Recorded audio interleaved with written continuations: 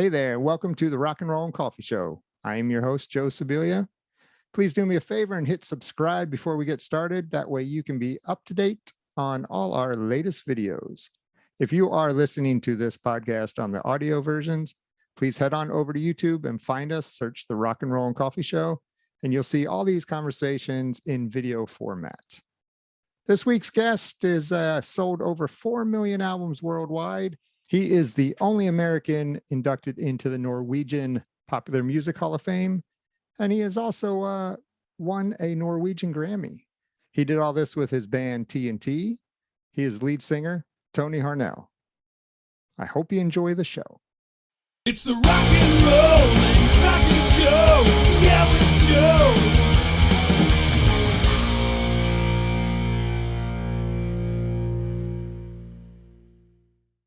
All right, Tony. So let's start with, I want to know a little bit about when you were in San Diego and becoming a skateboarder.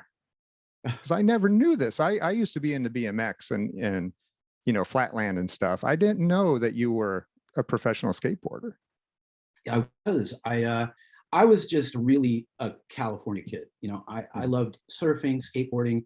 I just was very absorbed in that whole thing, and I loved it. I just really, really loved it. I loved living. I loved growing up there. I loved living there, and I just really took advantage of the weather and everything. But yeah, I started skating when I was probably about 12 or 13 on a really crappy wooden thing with clay wheels. And then around the mid 70s it started to kind of take hold, and it started to get really popular, and they started improving the equipment, and the wheels were suddenly made of urethane, and we all had to have the new stuff. And at some point I moved a lot as a kid, and mostly all over California, and except for one little 6-month stint in Europe, but when I was quite young. But when we moved back to Southern California,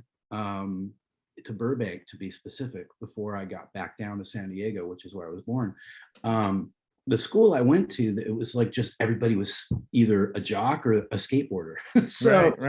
So I was already kind of skating.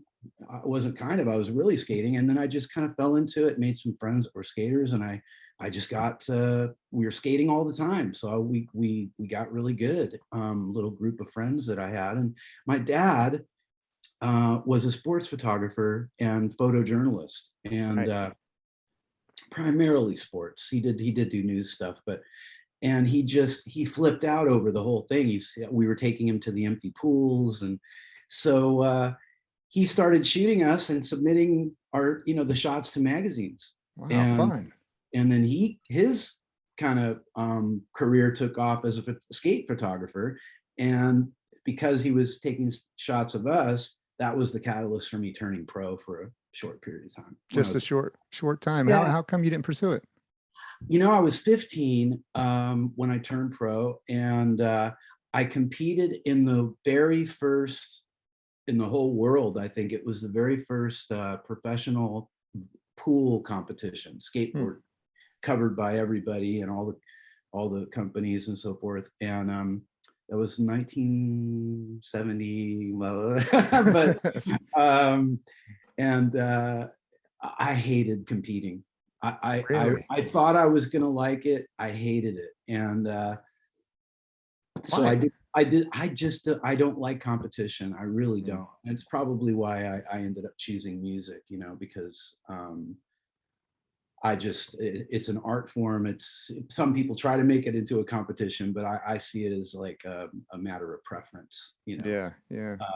But with skating, yeah, I did the one competition, and I still was a pro. I had a couple, cool companies sponsoring me, Gullwing trucks, and they were the one that I really kind of stuck with after that. And then I just sort of was a pro that would skate at a few skate parks in San Diego and kind of skate with the younger kids, Okay.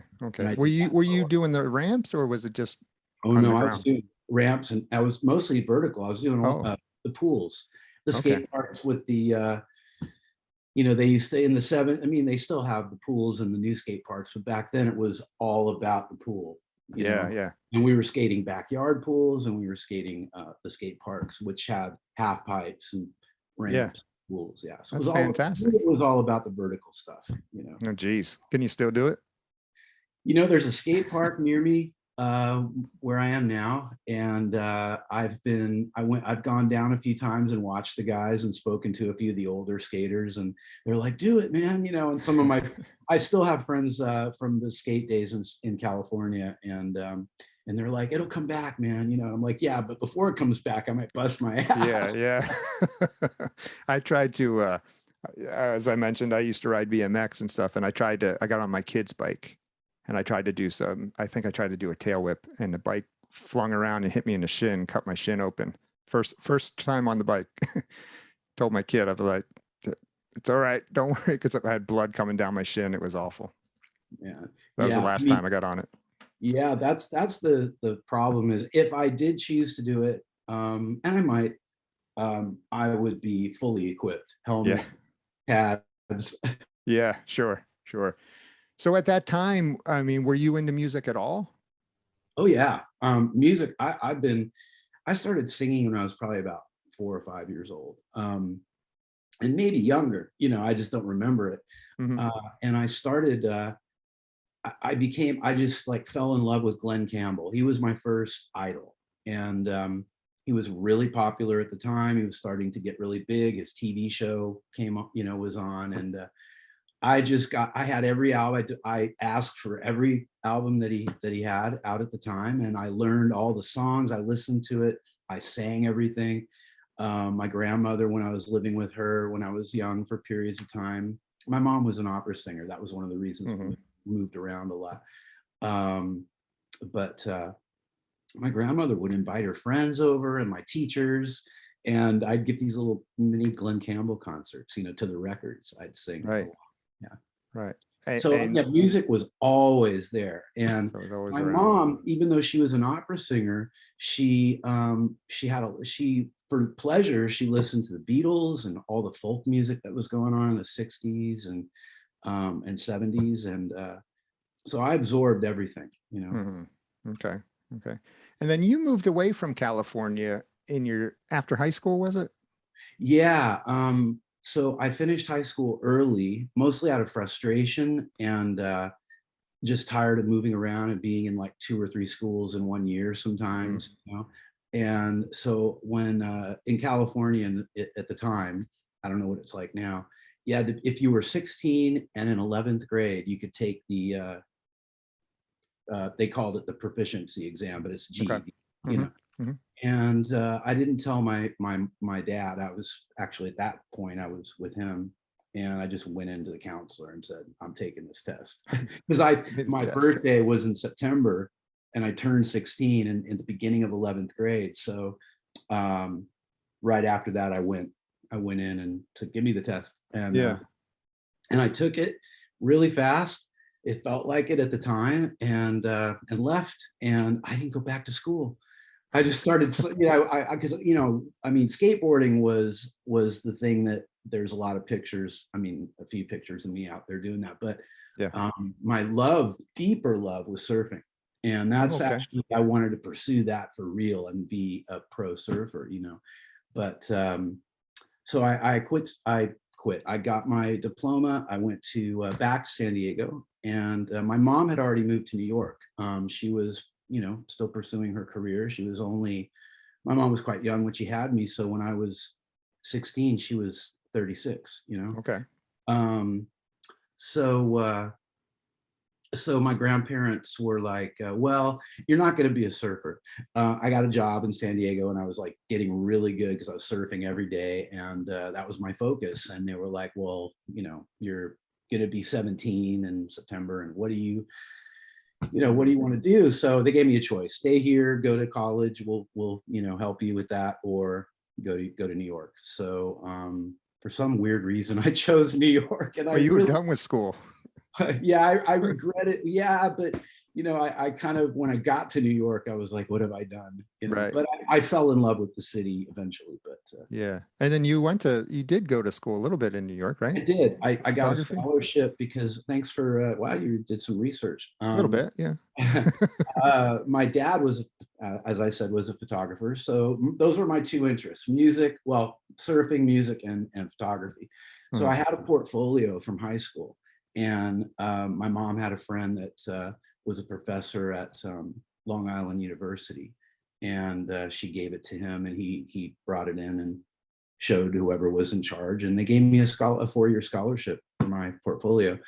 But in those first 6 months, so I turned 17, started college, and then in those first 6 months, I was discovered, I guess, as a singer. And I wasn't singing in a gig. I mean, I've told this story Yeah.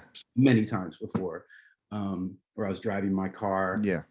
Yeah. And the guys sort of came over and said, "Are you the guy that's been singing around the neighborhood?" Right. They heard you Yeah. through the buildings and stuff. Yeah. So, and they invited me to rehearse, and I did. And honestly, that one night of rehearsing, just the smells and the equipment and the sound, hearing my voice on a microphone, on a PA system, Uh-huh. it was done. I was done. That was it. That's what I was going to do. Yeah, yeah. I Yeah. don't know what kind of smells you were smelling, but back in my day, our warehouse smelled like rotten beer. It probably did. It probably did. And it probably smelled like, like just gear, Yeah. Yeah, there's a yeah. smell, there's a Mhm. smell. And just the whole thing, the guys were there, they had their girlfriends, and Yeah. everybody was like, yeah, it was a thing. And they loved what I was doing. It was like instant, like, wow. And I was like, oh, I'm getting this reaction. Okay. I mean, because I had sung a lot privately in my car and room and where, but I didn't really I didn't even let my friends hear me. Why? Not in California, and not in New York. My Did you mom heard me, but yeah. did you just think you weren't that great of a singer? Or I mean, why'd No, you keep it quiet? I I I felt that I maybe had something, Uh-huh. and I enjoyed it a lot. But I don't know. I suppose I didn't take it seriously. I thought, oh gosh, I can't pursue music. That's Sure. crazy. Um, but from that moment on, it was, I don't take, as people who know me well know, I don't always take criticism well. So, No, no. and so I was sort of, I think that was part of not wanting to show anybody is Okay. what if it's, what if it's not as good as I think. Yeah, yeah, yeah. Are So, you better about that these days? well, I think with age, you just stop caring as much, Right. about Yeah. what people think in general. Yeah. Sure, sure. So you get in this band and then you just decided to leave school altogether, or did you try and do both? Well, in those first 6 months, it went from them sort of playing the game with me of, well, you're young and they were young and inexperienced, but they were sort of like, well, I'm like, can I be in the band? Because and of course they did, but we didn't play any gigs. But it started I guess, pattern for me of learning and outgrowing a band, and Hmm. then finding a better band. Right, right. So you kind of So knew what you wanted. well, once I started, it was just, there wasn't any. It was sort of like this internal thing of, we're doing this. Hmm. We're not. And this is kind of like it wasn't enough for me to be, well, it was eventually, but a good skater. I had to be a pro. I wanted to be a pro skater, until I Hmm. realized I don't like competing. But the point was, it wasn't, to me, it wasn't, nothing was worth doing if I couldn't be really good at it. Hmm. And that carried over into the music, so that when I started and it was like getting great reactions, it was just kind of like, all right, well, then I'm just going to work on this and get better and better, and learn from the people around me. And then when I feel I can't learn more, I want better people, Mhm, mhm. And and where did you get that drive from? Were your parents like that? Were your grandparents? probably just lack of attention from my yeah, probably just wanting attention. I guess I didn't know that Yeah. wasn't a conscious thought, but I don't know.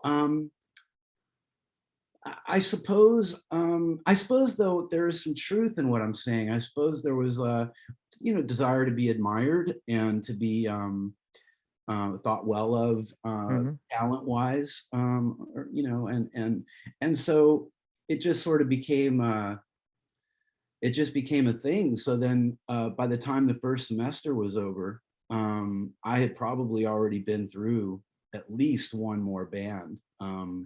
And I went into the counselor and I said, I like photography a lot and I think I could be good at it, but they're both difficult careers.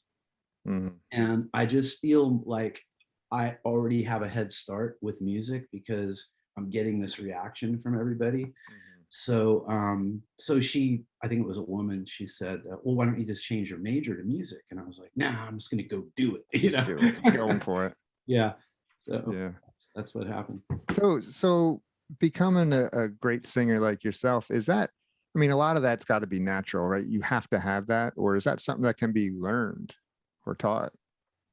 I think it's just, it's a little bit of everything. I mean, for example, your vocal cords have to be a certain way, a certain shape, a certain whatever to produce quality, um, and uh, and your ear has to be good. You have to be Mhm. able to duplicate or emulate what you're hearing, and that's how you get good. I mean, my training before I had a vocal coach was listening intently and singing along with my favorite artists, Mhm.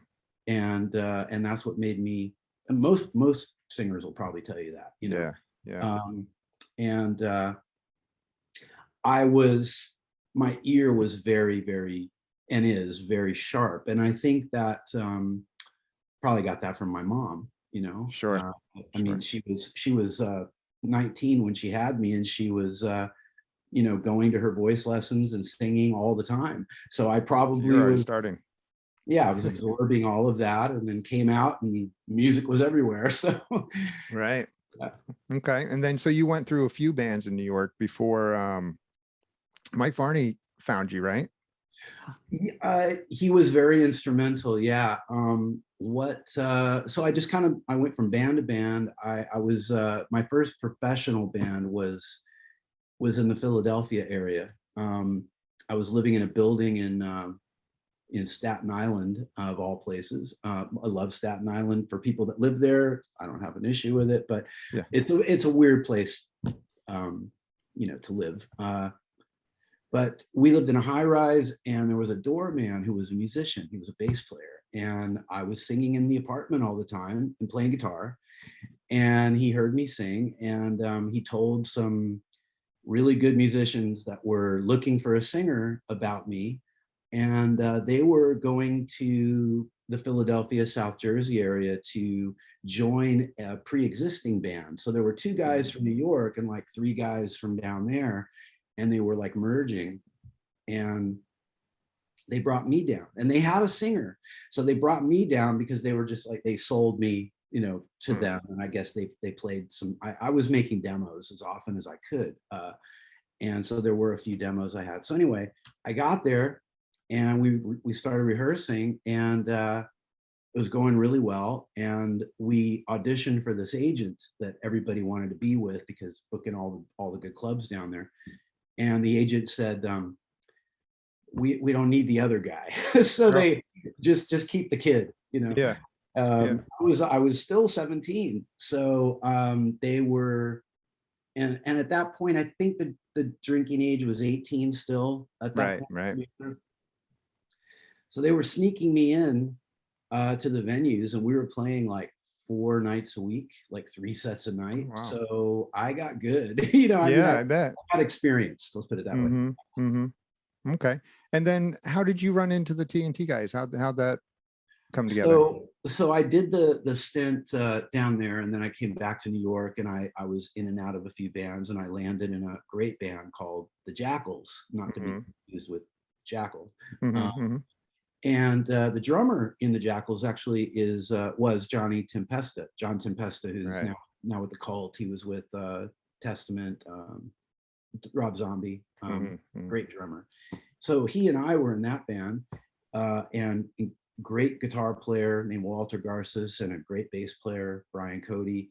And we were, playing this some great venues, getting a lot of people, a good buzz on the band.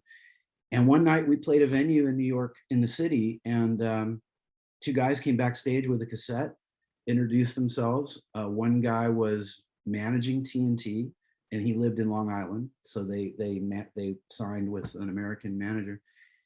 And Barney, and they explained to me the band, told me about the band, and they said somehow, some way, they got a demo of yours.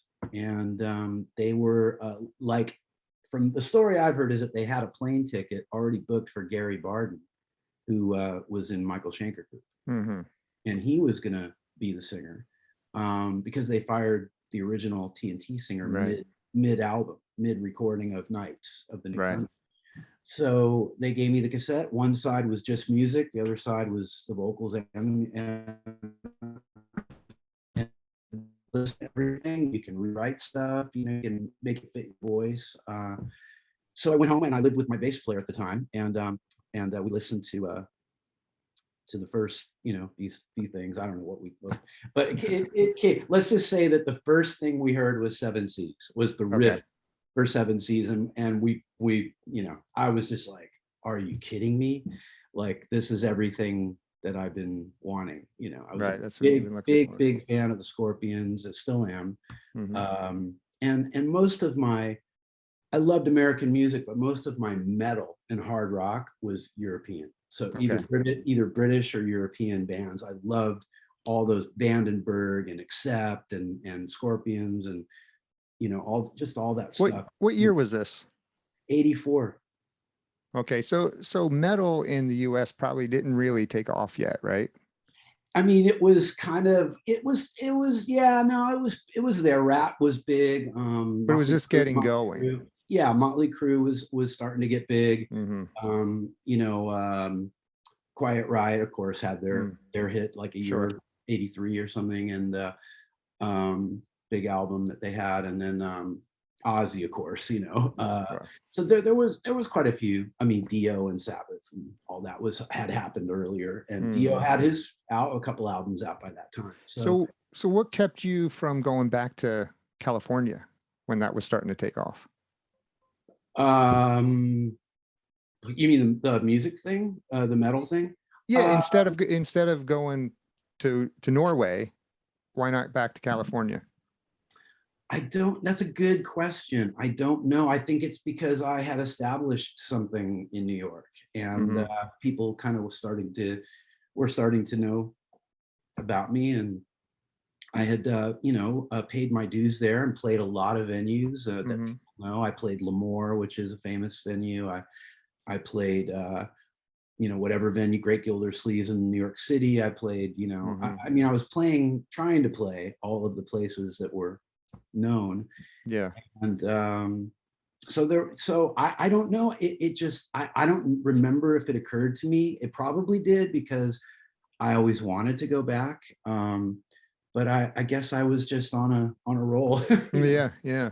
So you go over to, it was Norway where you went, right? Yeah. I listened to the cassette, and of course I was living with the bass player in the band I was in, and if I said yes, I'd be leaving that band probably.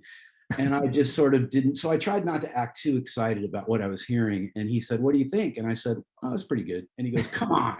He's like, "Come on, you got to go." Yeah.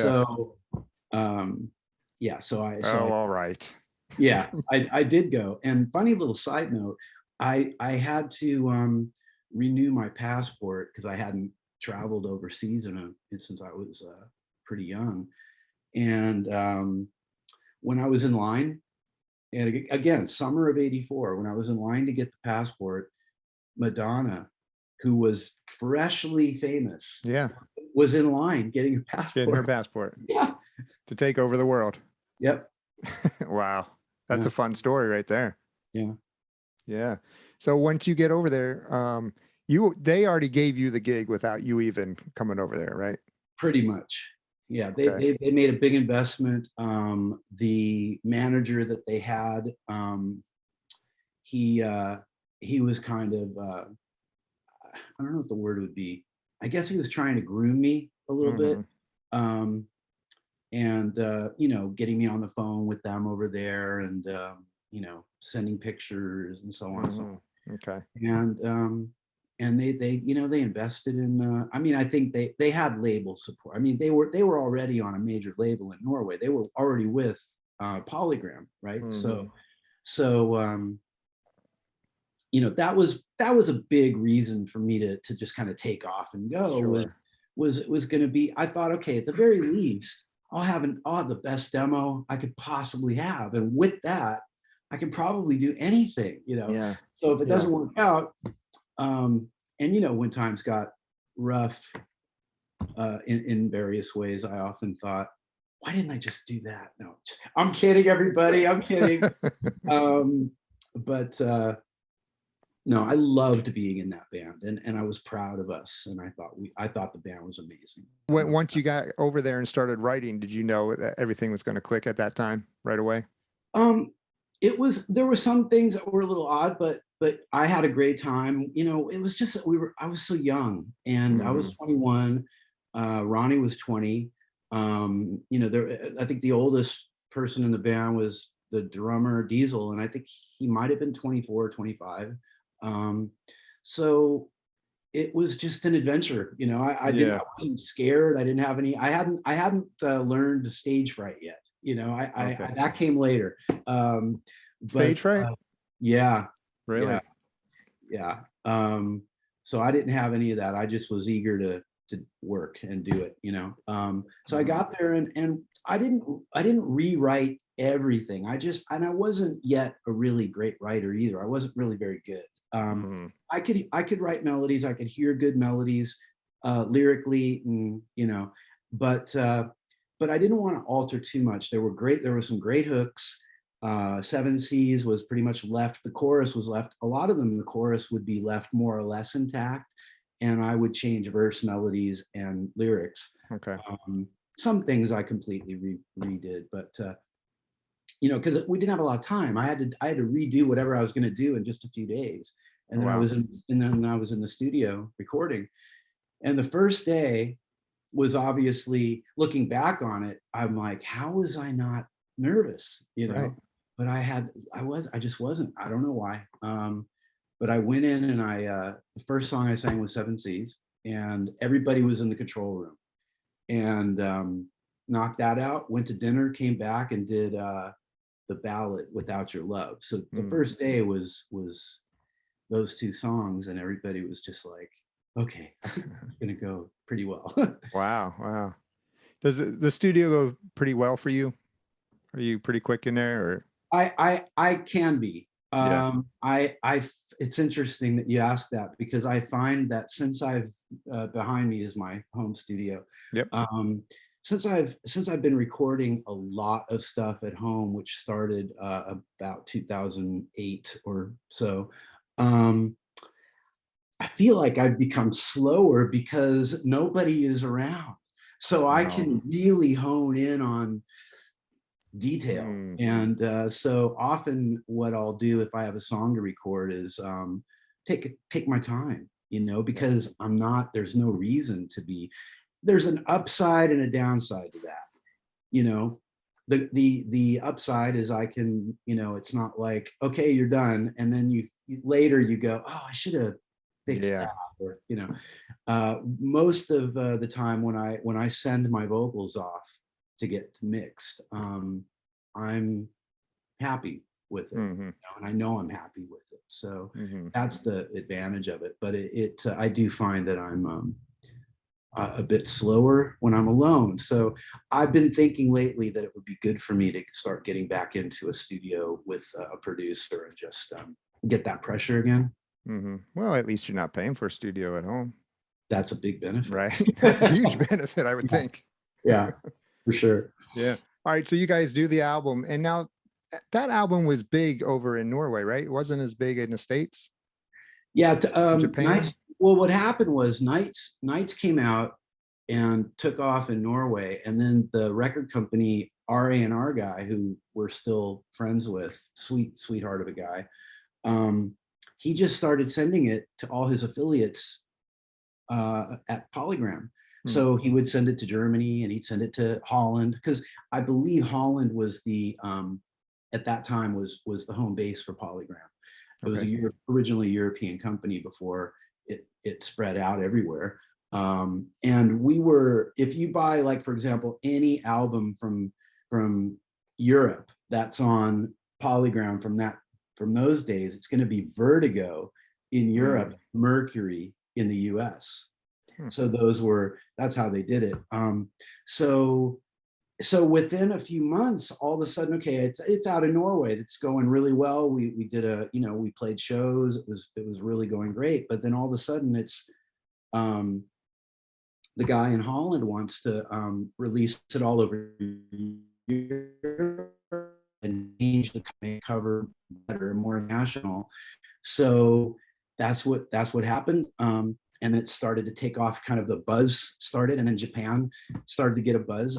And then an A&R guy in New York, Jim Lewis, who had signed a lot of really, really good stuff, and was right next door to Derek Schulman, another amazing A&R guy who signed Bon Jovi and Cinderella and Kiss and on and on. So this was Mercury Records. So they called us and said, we want to take the deal from Norway, and we want to have a new deal for 3 albums with you guys. Nights will be the first release in America, and we're going to repackage and maybe change a few things, add another song or two. And that's what we did. Wow. Okay. So that came out in '85. So Nights came out in Europe probably fall or so of '84, and then it came out, I don't know exactly what month it came out in the States, but I want to say early-ish, not probably by summer of '85 it was out. Okay, so I think Tell No Tales came out in what, '87? '87, yeah. So did you do any touring in the US with Nights? A little. We were, what basically happened was they put us up in a house in Long Island, and we started writing a lot. They wanted us to really work on the follow-up. So they were promoting Nights, and we made a video for 7 Seas. It wasn't very good, but it got airplay. It got airplay on it got MTV, of course, not a lot, but enough. And there was another station called U68 in New Jersey that was playing the shit out of it. So, so there was a buzz, and some radio stations were picking up on 7 Seas and playing that. So there was an energy, there was a good buzz on the band, and we were writing Tell No Tales, and we were in this house for a couple months rehearsing and writing and going out and being young, early 20s rockers, So at some point, and then we were booked to open for Motley Crue in Europe on the Theater of Pain tour. So we went over to prepare for that, and then somewhere along the way, they decided that they didn't want to give us tour support for that, the label, which is what they did in those days, when I suppose some labels still do. But they decided that no, we'd rather put them back in the studio, which I was so angry about it that I called our manager at the time, Doc McGee, who is, who Doc McGee, and we were the 3rd band on the roster. It was Bon Jovi, Motley Crue, and us. And I because Motley was with Doc, I called Doc and said, you gotta keep us on this tour. This is going to be life-changing for the band. This will mean a lot. I think so. Yeah, for sure. And we got into he think, he thought it was better we go in the studio, and you know, there was another reason that we never found out about, but for whatever reason, there was a rift because of that between the band and Doc, and so Doc said go get another manager. So we left. You really pissed him off, huh? You know, I suppose Maybe. but I suppose if you really look at it, that if that's all it took, Yeah. I always, and I love Doc. Yeah. I haven't seen him in many years, but I do have a soft spot for him. But I suppose when I look at it realistically, he must not have believed that strongly in the band if he was willing to just let it go. But we just kept writing. We still had the label. We still had all the label support. So the hunt began for a new manager, and we were all, the label was reaching out to people. And what happened was there was the sister-in-law of Dee Snider worked at our label, and gave a cassette of Nights to Dee. So Dee was on a flight across the U.S. and put it in his Walkman, and by the time he landed, he was out of his mind, flipped out. Wow. Called his manager, Mark Puma, and who managed also Zebra, and said, I want you to sign this band, and I think we should fly to Norway. And so, but we didn't, the way we found out was we were in Norway writing, and the phone rang, and I'm pretty sure I picked it up. I don't know why, or at least somehow I was on the phone. It was a long time ago, and it was Dee Snider on the other end, and he said, I love your band, and I want to come over with my manager, and he's interested in working with you guys. So they came over. There's actually pictures that were in the newspaper over there in the studio of Dee and the manager and the band and our producer, Right. And we had a great time, and I love Dee. Dee is, I don't see him much, but we became pretty close in the 80s and late 80s, and at periods of time, and he's just a sweet man, and kind of a big brother thing. Sure. So that's how we got our next manager, and then we finished Tell No Tales and went on. And that kind of gave you guys a name in the U.S., right? Tell No Tales. Yeah, I mean that changed that. I mean, but again, the buzz from Nights was there. It just was. It was, I mean, it didn't explode, but it was, people knew who we were. We could have, at that point, even after Nights came out, and we did play a few gigs. I mean, a lot of people would have shown up. I mean, it probably would have been like sold out club shows, but obviously we were trying to do more.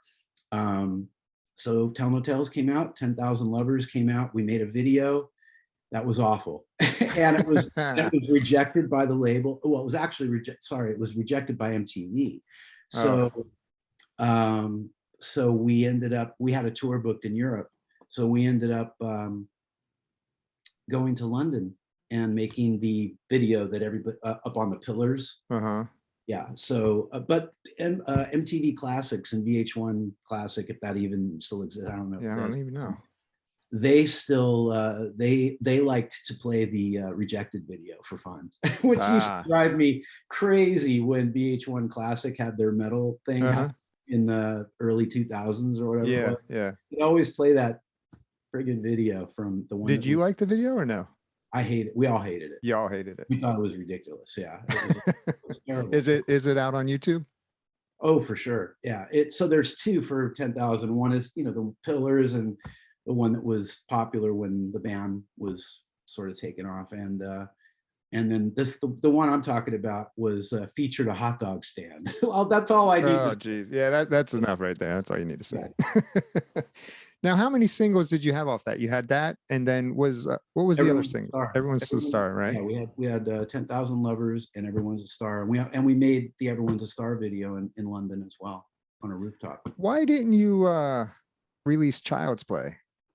Oh, why didn't we release Northern Lights? Right. What? I mean, the ballads were big at that time. I know. That was another situation, not that and just as frustrating as the Motley Crue tour in Europe. The label, we had such good momentum going. We did the Striper Loudness tour. Striper was huge. It was all arenas. It was wonderful, and still good friends with Michael to this day. Yeah. And the band, the Oz, everybody. And then we went on to the Twisted Sister Great White tour, and that was amazing. And we were just growing, and we thought, yeah, the ballad, yeah, put out everybody's put out. Right. We thought Northern Lights was the one, and they said, no, go back in the studio. We want you to, we want another album.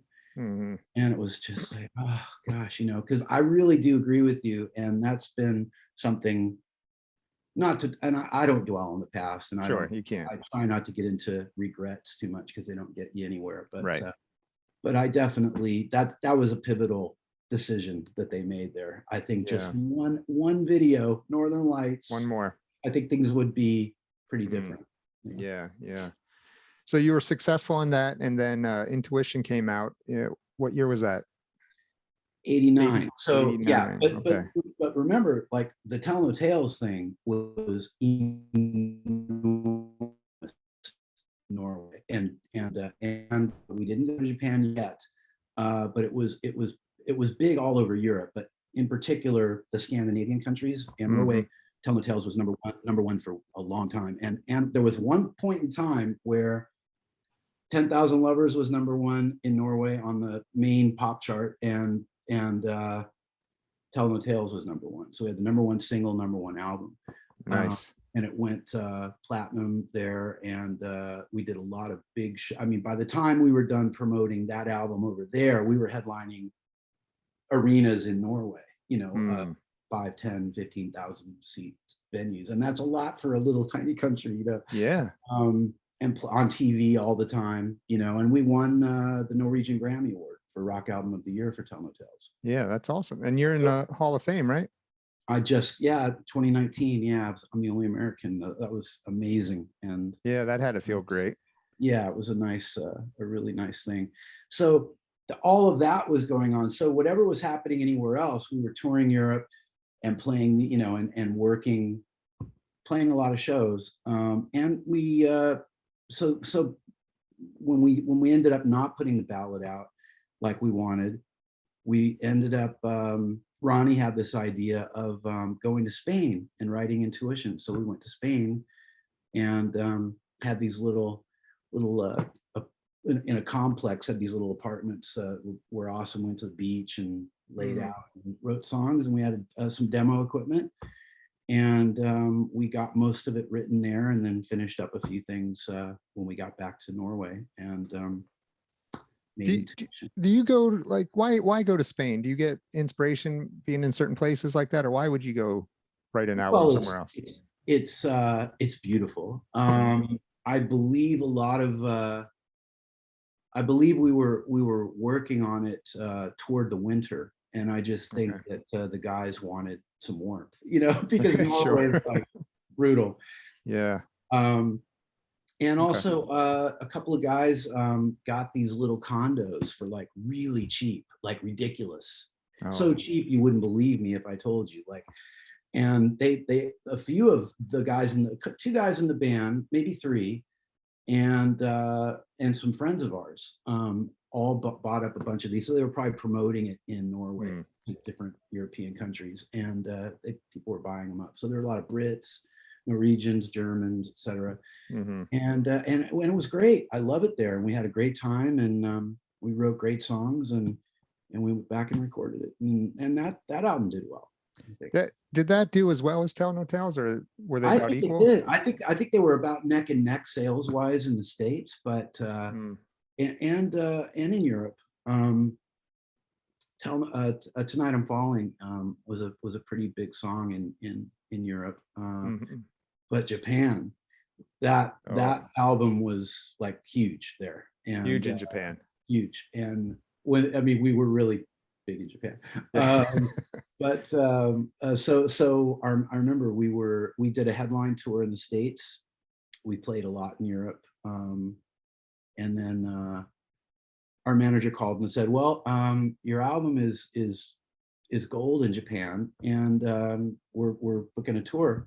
And then the next week he called us and said, well, they put the tour up on sale, and in like, if I guess, I think the venues were somewhere between 5,000 to 10,000 each one, you know, seaters. The whole tour sold out in 30 minutes. There you go. We were like, what? You know, so that was a big moment, a fun moment for us. I think a lot of bands in that era have probably a similar story, you know. Sure. But it was so fun. I mean, it was probably, it had to be a blast. It was so fun. I mean, it was the first time we got off the airplane and there were fans at the airport, you know, and I was like, wow, you know, we're the Beatles. Right. That's what you're thinking. Yeah. It feels like. For 5 minutes. But, For 5 minutes. Yeah.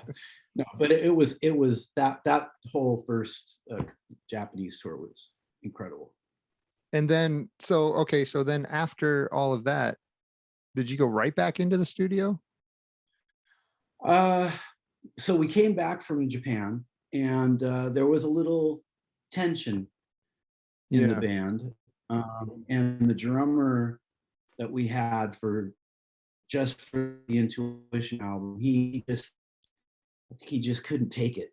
Whatever it was, you know, so he left, and we started looking for somebody, and we ended up with an American, because for whatever reason we were back in the States and holding auditions. So we tried out a few people. I was really good friends with Sebastian back then, so he suggested, he had a buddy of his named Bam Bam, and he came down from Canada and auditioned for us.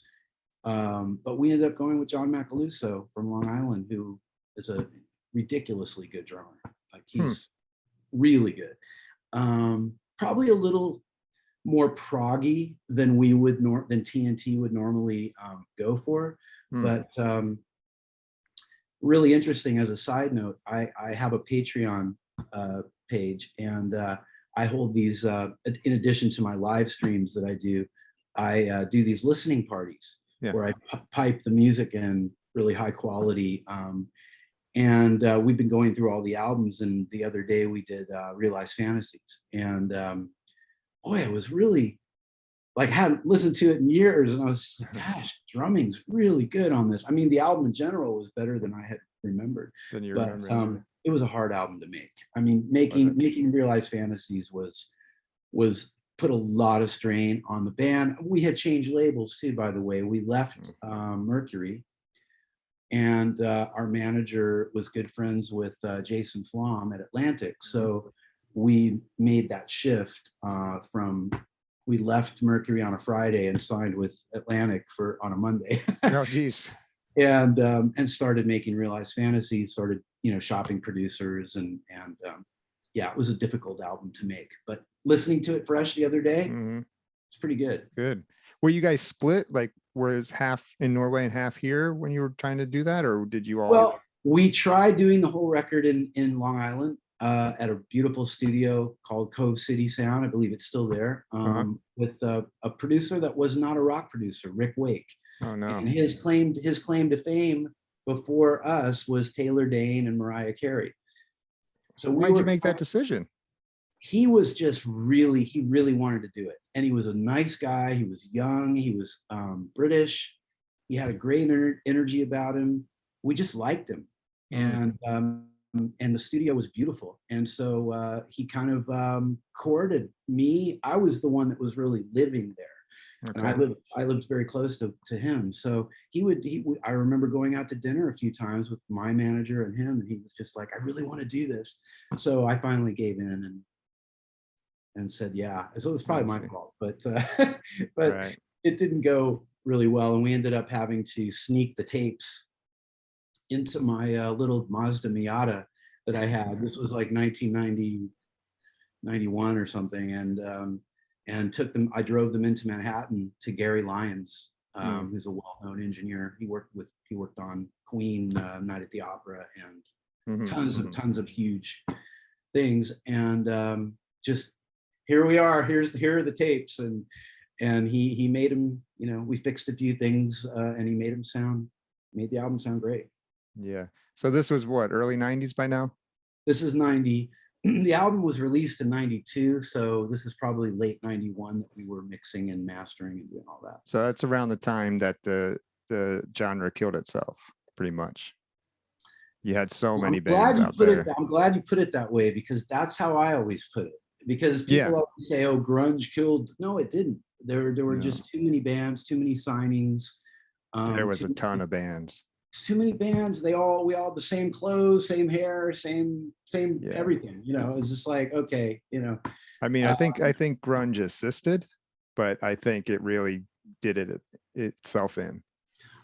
My feeling is that if grunge, for whatever reason, didn't come along at the time that it did, I think the harder edged metal would have taken over, and it kind of did too. Metallica had their biggest album around the same time, so yeah, but yeah, there was definitely a lot of bands that were very similar. Yes, I feel like we were kind of the oddball band.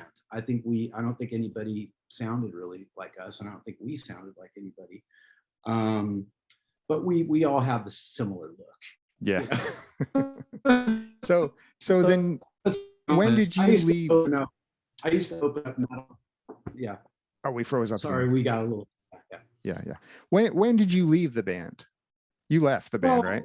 No, we just kind of we went to Japan and did another really successful tour for Realized Fantasies. But in the States, it was too late. By the time the record came out, Nirvana was already on the run, and we had so many good songs on that album. In retrospect, like Lionheart, great ballad, and some other songs that I think would have made great videos and great singles.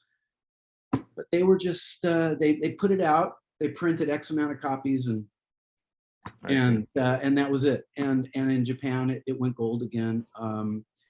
And it did okay in Europe, not great. But because everybody just kind of, except for Japan, everybody gave up.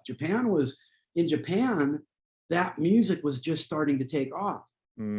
So in the early 90s, when it died over here, a lot of bands like Yngwie Malmsteen somewhere in the early 90s signed $1 million record deal in Japan. Really? I did not know that. Yeah, and there were quite a few bands that really focused on that market because they were 80s music. They were 80s crazy, you know? Huh. I didn't know that. Yeah. So when we got on the airplane after the tour in 92, and it wasn't even that we didn't like each other. We were burnt out. We had worked so hard from 84 to 92, like nonstop pretty much. And it came so close to like cracking, you know, in the States and the rest of Europe. And, you know, and it was just like, we were right there. Right there. Couldn't get it. It didn't go over the edge. And we were just like burnt out. And we could have, you know, just kept going. We could have, looking back on it, if we were smart, because Ronnie signed a really good deal in Japan with his band Vagabond right after that. In fact, I think it was even being negotiated while we were on tour. Oh, wow. And I also signed a deal for the Morning Wood album that I ended up doing. Now that was a little different though, right? Oh yeah, it was an acoustic album. Yeah. You started getting in the acoustic stuff because you had a few acoustic albums. I've had 3 really. Yeah. You like the acoustic? I like, well, it started in at that point in the mid 90s, it started just from jamming with guys in Long Island like Al Pitrelli and Danny Miranda, who went on to play with Queen with Paul Rodgers, and also now he's been Blue Oyster Cult. He's been with Blue Oyster Cult for years. Killer musicians. Chuck Bonbonti from Soraya was the drummer, and we were a really good little band, and so we decided to make a record. And I just thought, you know, let's make an album that's kind of a 70s cover thing, but we had 4 originals on there that we co-wrote, all of us, and I loved it. Goofy name, I know, but but it was really, really, I think it's a really cool record. I'm proud of it as part of my catalog. And then I did the Mercury Train in 2010, which was kind of a retrospective of my career done in an acoustic approach. But I had a full band, and there were electric guitars, but it was a completely different. You reworked a lot of those songs. Yeah. And then I had the Wildflowers project with Bumblefoot in 2013. Right. How'd you guys meet? We met originally. I actually auditioned him for a solo band that I was going to do and should have done in the early 90s. Oh, wow. When I first met him. And I just ended up not doing the band. Because I remember why, because TNT got back together. Oh, there you go. So, and then we hadn't spoken or seen each other in, 20 years and more. Probably, well, I don't know. I can't count anymore. But we ended up running into each other at NAMM in 2012 and hit it off. And I said, hey, I'm working on this. I'm midway through this acoustic thing. Do you want to just kind of jump on it? Tune for it. And he said, yeah. So that's how that happened. Okay. Now I noticed some of the bands that you do, you add your name to the title. No, I don't. I only did that because, well, with Wildflowers, it was kind of my solo thing. But the Mercury Train was the label. The label. That's what they want. What they really wanted was they knew I was playing a lot of acoustic shows with that lineup in New York, and they thought it was cool. So they said, "Do you want to do an acoustic album?" And I said, "Yeah." And here's my idea, and they loved it. And so, the label wants that to be put in the forefront. Sure, try and sell. And then with the Wildflowers, it was the intention was that it was going to be a solo kind of thing, and I added the Wildflowers thing because I thought it was cool. My ex-wife was singing backing vocals in the band, and we had another girl, Cassandra Sotos, playing violin. So I thought Wildflowers sounds cool, Yeah. So that was what that was, and then these last couple of albums that came out in 2019. That's all the label that puts that stuff there because they are trying to sell records, Yeah, attach a known name to it. Yeah. I was listening to the Starbreaker stuff, and one of the things about you that I like is your versatility. Like you sing the way you sing, but like Starbreakers, some of that stuff's pretty heavy, and then you have stuff like the acoustic stuff, and you're like all over the place. It's great. It's a blessing and a curse, It's just I work with a lot of singers, and I have for 30 years now. Been also a vocal coach, and what I try to instill in singers is to find their thing, And for me, it was like when I started out, I already liked everything, but I was a kid. I was in my teens. I just fell in love with metal. And so that was the catalyst for me to pursue the career was the metal, and the hard rock, the Scorpions, Judas Priest. Yeah, you were in that metal. Rainbow, yeah. So UFO. So that was like my thing. So it was just a luck, synergy, good timing that what I loved and what was popular were. At the same time. And but as time went on, I wanted to do other stuff I loved, Sure.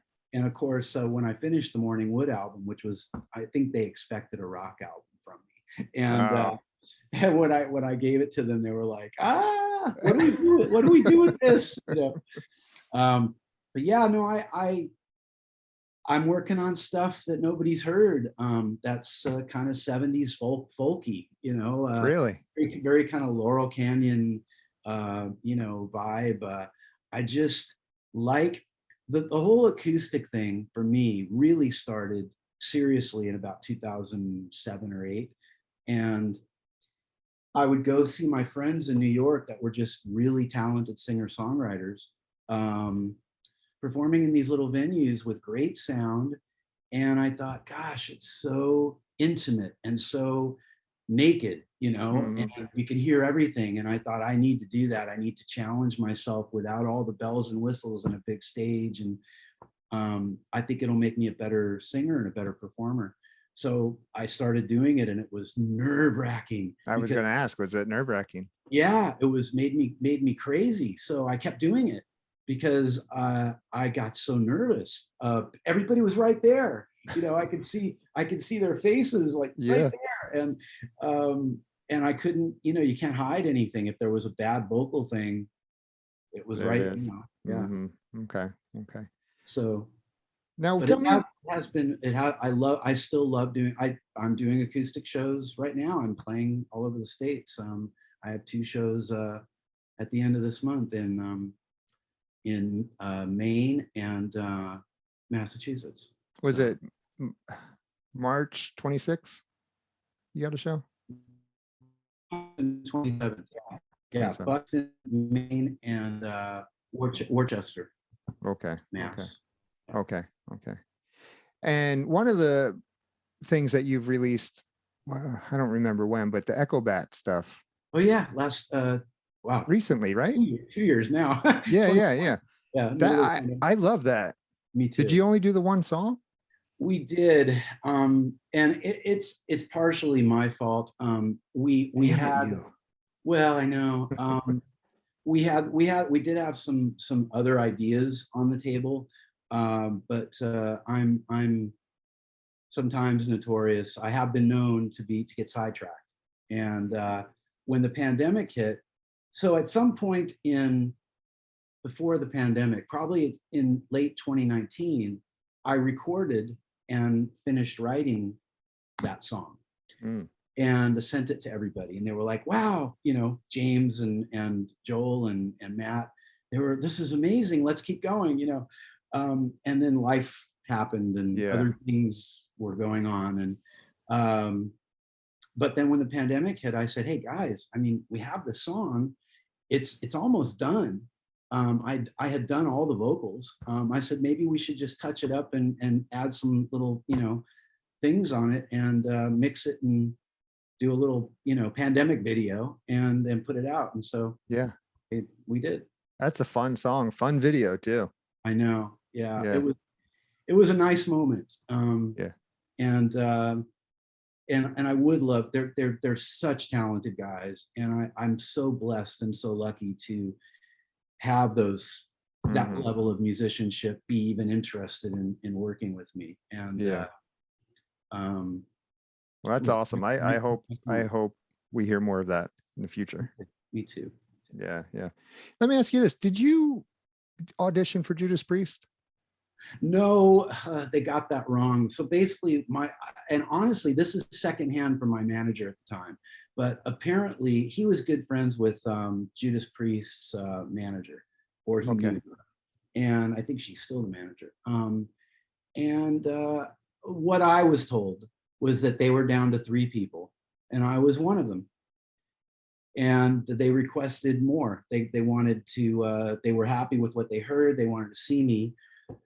And apparently it was about the hair, because at the time my hair was long, and I guess they wanted short hair to be like Rob. Oh, they didn't want the long hair. And I was hair. like, I would have cut my hair. Right, you shave it for that gig. Well, I wouldn't have shaved, but I would at least would have cut it. You know, I bet you would have shaved it. I probably would have. Yeah. To get that gig.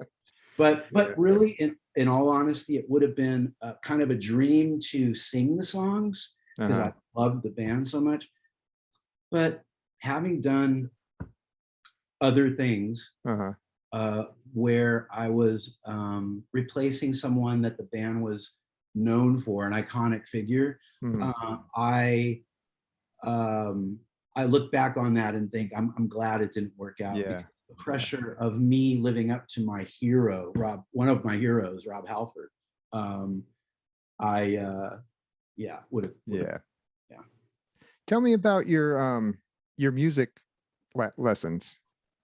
I have a vocal course during the pandemic. It was like, well, I've been thinking about doing a vocal course for years. Maybe I can try to put something together. And with the help of a very talented partner, this course was put together, and it's brilliant. I mean, and it's not brilliant because it's mine. It's just with the partner that I had really did a fantastic job helping me kind of put all the stuff together that I wanted to have in there, and contributed quite a lot.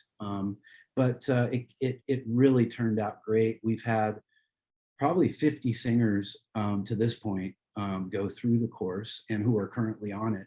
And it's just a really cool thing that I just love. It's called the Rock Singer Society.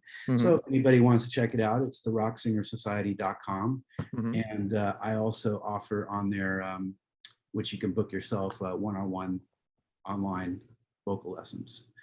So that's one of my projects I'm working on. And I have a Patreon, which is patreon.com/Tony Harnell official. And that we froze again. Tell me when we're back. Dang, this technology. I know. Are we back? Yeah, we're back. Okay. So my Patreon is patreon.com/Tony Harnell official. And I do live streams. I have listening parties, really high quality sound for both the live streams and the listening parties. And a lot of meet and greets, Q&As. There's exclusive merch and all kinds of cool stuff. And when I do shows, I do a lot of behind the scenes stuff and live streams from the shows as well. So that's a cool thing I've got going. And some other stuff that, of course, I want to put out a new record, because I put out 2 in 2019. Technically 3, I guess, if you count the TNT live album came out. But I did 2 new studio albums in 2019, and I've sort of I don't know. I wasn't over the moon about the second one. So it's not that I didn't feel great about it. I didn't do a lot of the songwriting on it. It was sort of a project I agreed to do. And I just stepped back at that point. Everybody was going crazy during the pandemic to put stuff out. Yeah. And at first I was like, I felt pressure, but then I said, no, I don't want to feel that. So I just want to take this time when the world is shut down, just sort of live life, Yeah. So I took a bit of a rest, I guess, from music and everything, and I've been playing a lot of shows, and I'm ready to play more shows, but I'm now ready to put out some music. Nice. Are you going to do a band situation, or is it going to be a solo album? Probably a solo album, at least first, because it's something I've just always wanted to do. So I just want to fulfill that, and I have a lot of songs. So I'm actually songs I've never tried shopping a deal for. Okay. So I'm now starting that process. Awesome. Yeah. Awesome. I look forward to hearing it, man. Me too. Thank you. And I think recently TNT reissued some out. You guys reissued the first 2 records, right? Yeah, the second and third. So second and third, okay. Tell No Tales and Intuition. And I'm actually, I don't know if they're officially out yet, but I think you can pre-order them. Okay. But I did post about it on my Facebook page. So yeah, I saw that. If anybody's interested, and they can go to Rock Candy, which is the label that's the reissue. They do a lot of 80s reissues. A great company, and it's a very specific reissue. It's a special CD, remastered CD. So it's not going to be. It doesn't affect anything digitally. So Universal still owns everything as of now. Okay. but any label can come along that wants to kind of make a special edition thing and make a deal with the owner of the product, and that's what they did. So Really? That I didn't know we that's didn't how. oversee any of it. Yeah, Huh. yeah. Wow. They Okay. do what they want. They do what they want. Just but do it. but I'm happy it was Rock Candy, because we did some great interviews for the booklets. So it's a kind of a new inner booklet, cool. With new interviews about the recording of each record. Mm-hmm. So it's Okay. kind of a neat package. So is it just going to be on CD, or is it going to be on vinyl as I well? think Vinyl is just- popular now. Sadly, I wish it was on vinyl, but Mhm. they're just doing CD. But I'm going to keep working on them to do a short run of vinyl. Yeah. Well, I'll watch for that. That's awesome.